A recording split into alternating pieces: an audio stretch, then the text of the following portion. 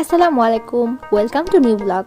আজকে 5 পদের ভর্তা আর খুদের ভাত নিয়ে থাকছে আমাদের আজকের ব্লগ। খুদের ভাত বা বৌয়া ভাত বা বৌয়া, যে যেভাবে বলে, তবে বিক্রমপুরের মানুষেরা এটাকে বৌয়াই বলে।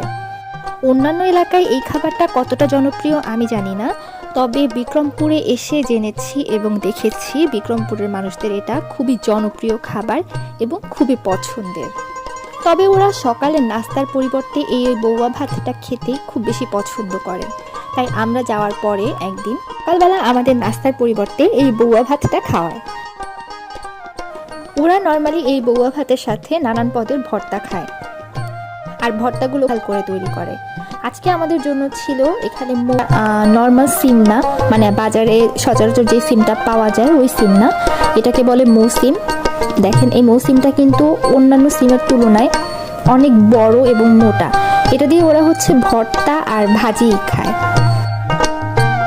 এই মৌসিমের সাথে ছিল কালো জিরের ভর্তা, রসুনের ভর্তা, শুটকি মাছের ভর্তা আর পটলের ভর্তা।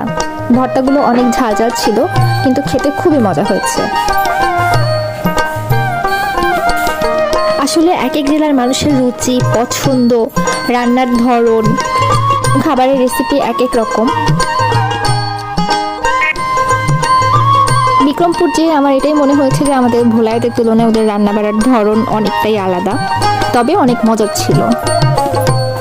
এই যে দেখেন আমাদের ভর্তা আর বৌয়া ভাত।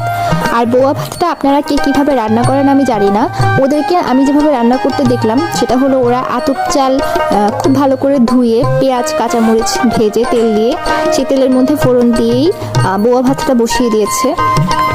ওই মারের মধ্যেই ভাতটা ওরা সিদ্ধ করে নেয়, যেটা ওরা পানি ঝরায় না বা ভাতের মার ফেলে না।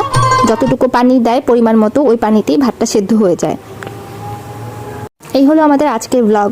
দেখা হবে অন্য কোনো ব্লগে।